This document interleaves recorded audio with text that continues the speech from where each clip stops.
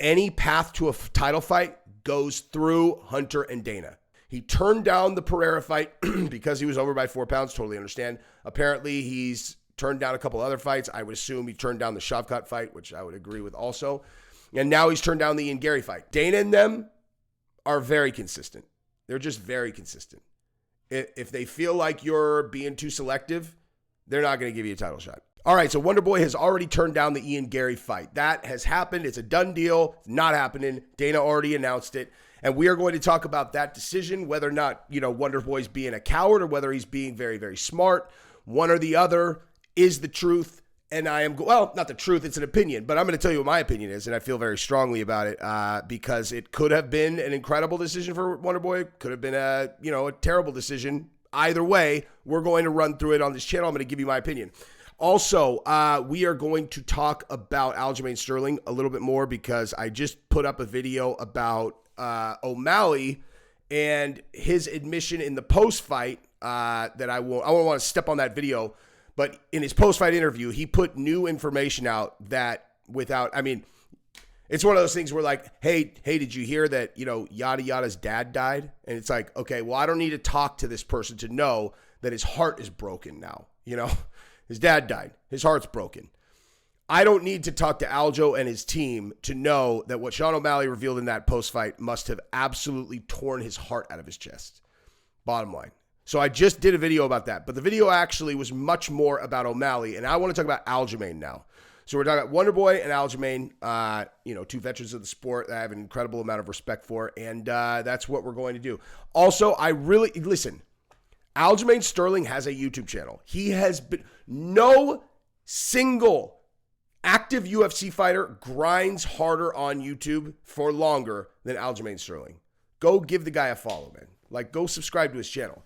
He's a UFC champion, until 5 minutes ago, and he has an active MMA channel. I don't know. He doesn't have enough subscribers given how hard he works. I would suggest you guys go give him a subscribe because he's probably got a lot of insightful things to say. Now, there's no sponsor on this video, so really quick, I just want to take 10 seconds and ask you guys to please like this video if you don't mind. Comment on the video. It's incredibly helpful for the algorithm. And then if you haven't subscribed yet, that's all I ask if you're going to watch my content is just click subscribe one time. Watch all my content. Thank you, guys. On the Wonderboy front, so Ian Garry, in his post-fight interview last night, laid out his plans for the future, which sounded very, very notably similar to Israel Adesanya 2 years before he won the title. Ian Garry said he does not want a title shot next. After he wants to fight Wonderboy because Wonderboy is considered the best striker of the welterweight division, so he needs to beat Wonderboy to be considered best striker in the welterweight division. And then he's got a 4-fight plan. He wants to fight 4 more times because he's only 25. He's going down to Brazil. He's going to make his jiu-jitsu as good as his striking so that when he wins the title, he is never going to relinquish it. He wants to be one of the all-time greats. He wants to retire undefeated. He wants to win every single fight for the next 15 years, and that's what he's planning to do. Now, I did an entire video about this, but since YouTube, I put it up in an idiotic order. I should have done the O'Malley video first. So YouTube is punishing me for, making a bad call on the order that I released them in. But nonetheless, so I'm going to kind of recap some of the things that I said on that video right now, which is what he said. That is the game plan of a future Hall of Famer. Bottom line.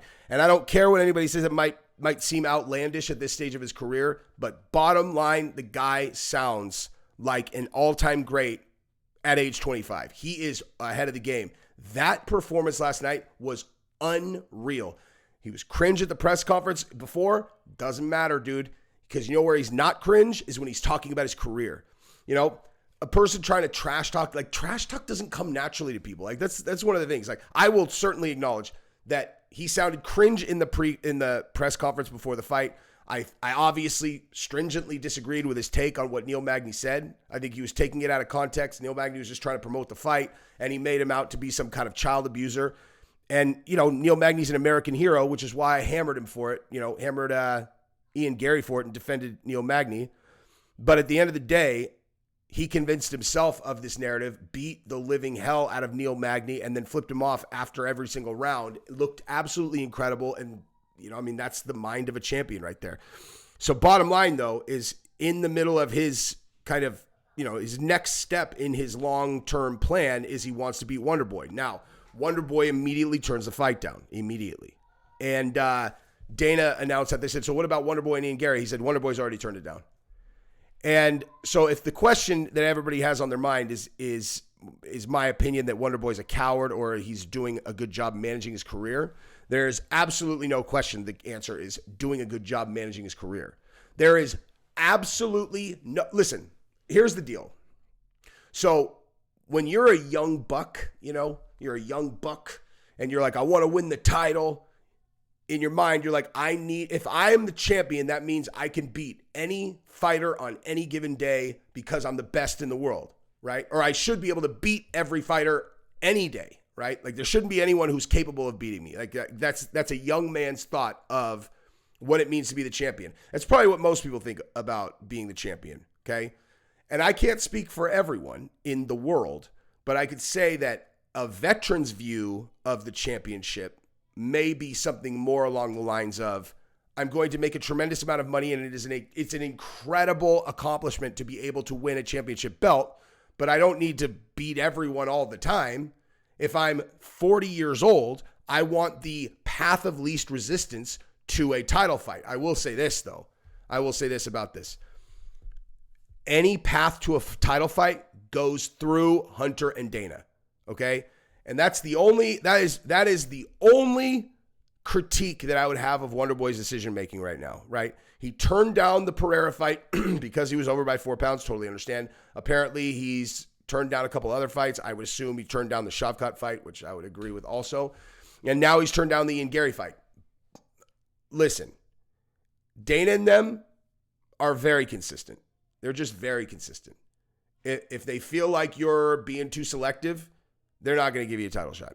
I mean, it's just bottom line. I don't see them giving Wonderboy a title shot if they feel like he is like being too picky and choosy. But forget it. Outside of that one thing, right? And I'm not them. I'm just basing my opinion on the limited information that I have had to base my opinion on. But as far as the decision goes outside of that one factor, it is absolutely a brilliant decision to not fight Ian Garry.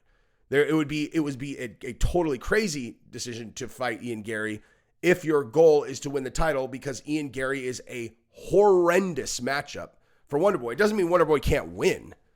It doesn't mean Wonderboy can't win at all. That's definitely not what it means. But Wonderboy is tall for 170. He's long, and he is an incredible, like he's got a lot of quickness to him. He does that jump. So that is where he holds an advantage over his opponents. Like if he fights Kamaru Usman, obviously there's a grappling disadvantage there. Huge one. In Kamaru's, in Wonderboy's case versus Kamaru, who's one of the best grapplers to ever do it in the welterweight division. But he will have a tremendous advantage on his feet.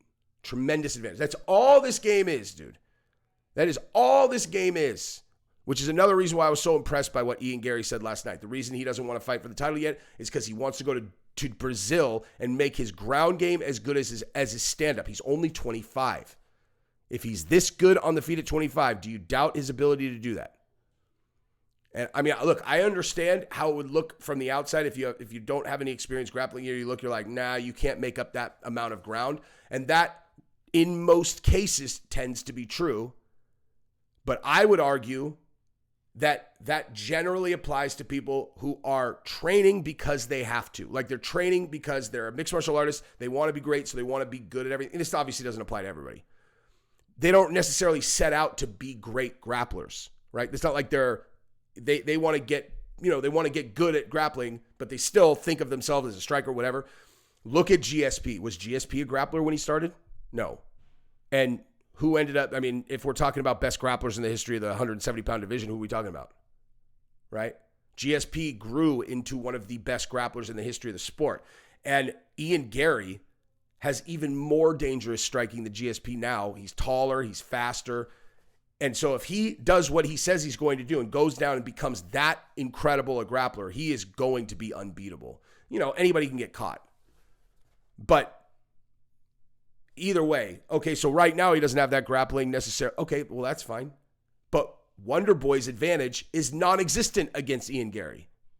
Ian Garry's strength is Wonderboy's strength. And Ian Garry's 25 and Wonderboy's 40. Wonderboy can easily This is the main point. He can easily play out the rest of his career and never have to fight Ian Garry. So why would he?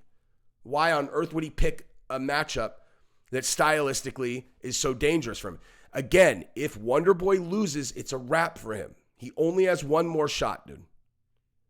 Now, again, at the end of the day, it's like if you turn down Shavkat, turn down Ian Garry, and then like turn down Kamaru, I keep on coming back to this. It's like, how do you feel about turning down that Pereira fight now? You know what I mean? You like Pereira up 4 pounds, or Shavkat, Ian Garry, or Kamaru? I mean, like, to me, it's a no-brainer which of those is the best matchup. Give Pereira those 4 pounds and kick his face in, you know?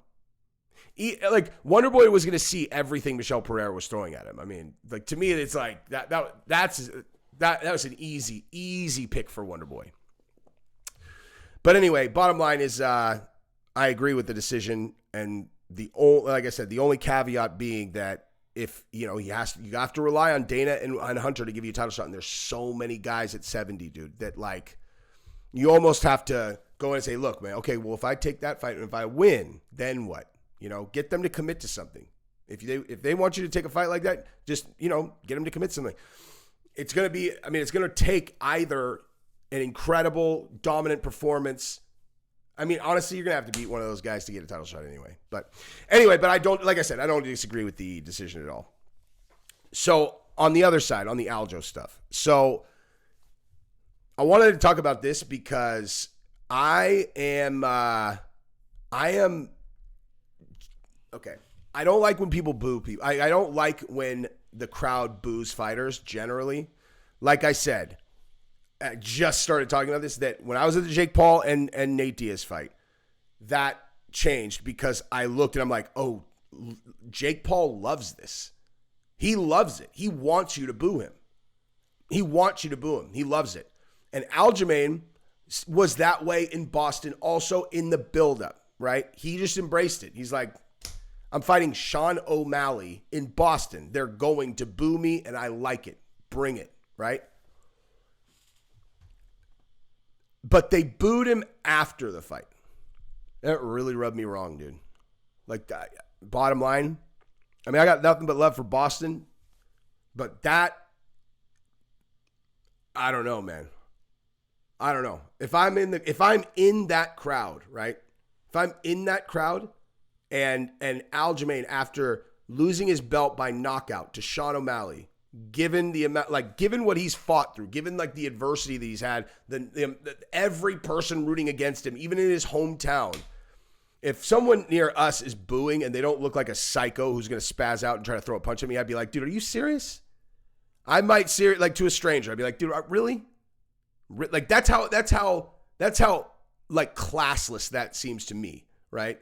That, like, just to a stranger, like, I'm not talking about, like, I'm not trying to get in a fight with a guy, but it seems classless enough that I'm completely kind of justified to look and be like, why? What are you booing right now? Sean O'Malley just took everything from him. The guy you like, right? He just literally took everything from him. And now this guy's pouring his heart out onto the microphone, holding back tears. He just lost everything.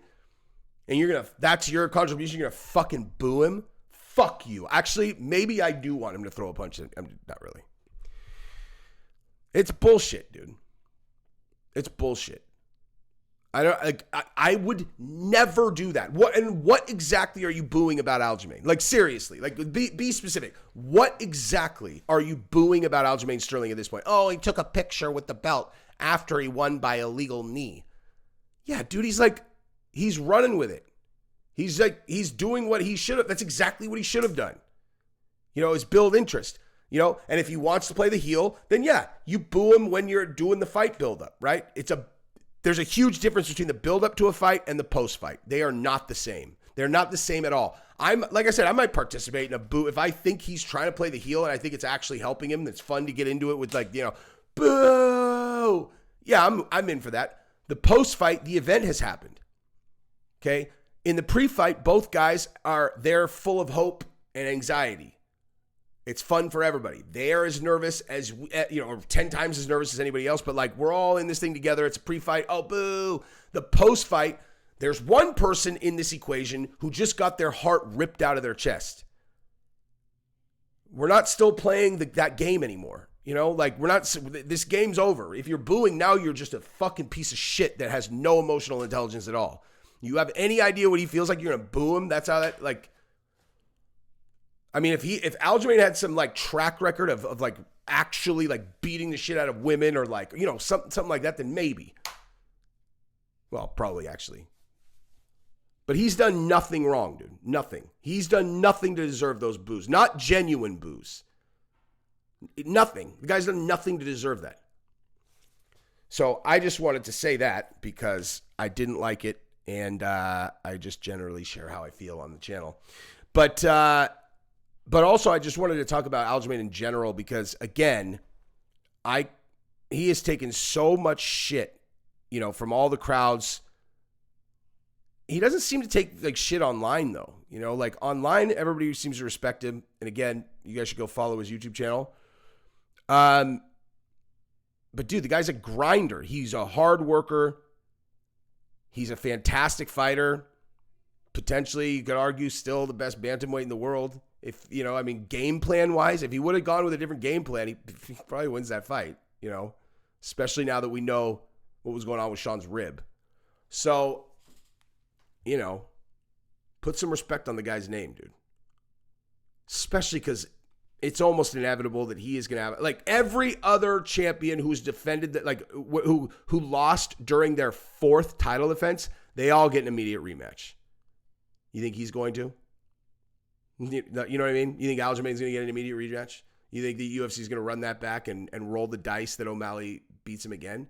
And like, no, there's nothing against O'Malley. It's just like, this is the outcome they wanted.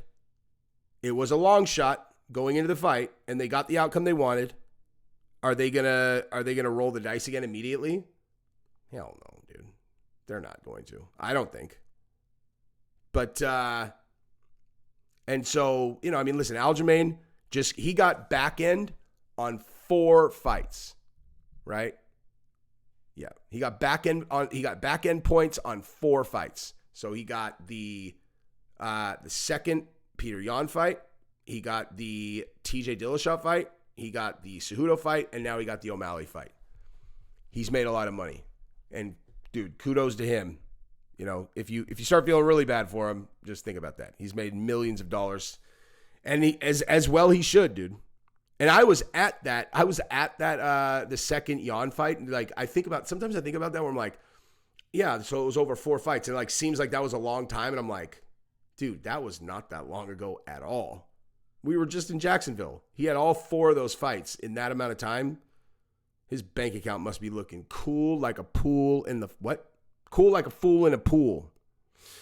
But yeah.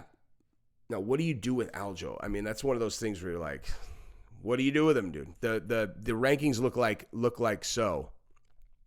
Dude, UFC hasn't updated the rankings. They still have Aljamain as the champion. What are they doing? They got O'Malley. Okay. Anyway, so you're going to have O'Malley as the champion. You're going to have Aljamain as your number 1 contender with Merab right behind him. Best friends won't fight. That shit, dude, honestly, you know what? That's what I'm going to do a video on right now. And that's going to be the title.